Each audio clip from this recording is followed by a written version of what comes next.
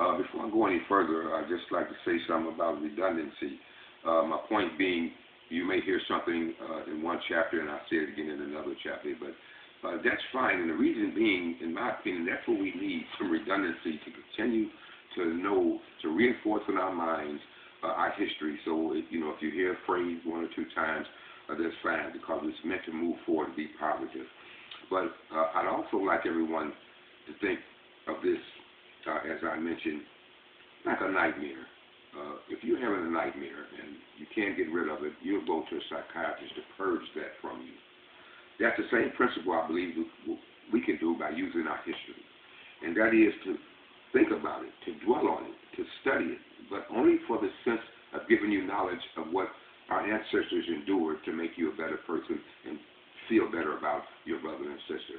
And that's one of the reasons, as I was brainstorming how I could put this together, I wanted to have something instead of a call number when you try to pull this site up.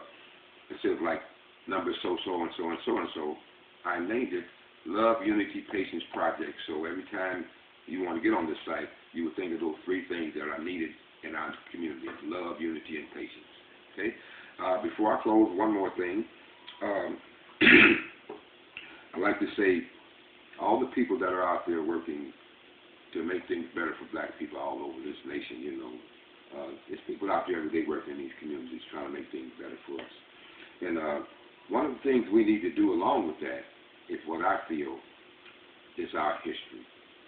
That will, I believe, help us really come together.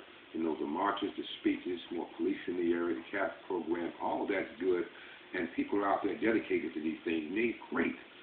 But it hasn't resonated through the black community across this nation as it should. And my point being, we steal the statistics, how many murders, the violence, how many adults and juveniles incarcerated.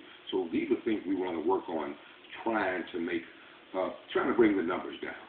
And I think we can do that if we really dwell and think about our history. So I'm asking everybody, first and foremost, go to your parents or the oldest person in your family. Again, I know I've said this before, but it's very important that you keep these things in mind. Think about, your last name. One time, whatever your last name may be, that wasn't your last name. Research your family.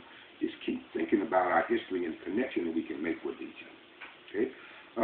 Having said that, again, we will be back on the site hopefully a week or less with something positive to say about promoting more love, unity, and patience among black people. So, as I mentioned, please tell everyone about this site. And until next time, God bless.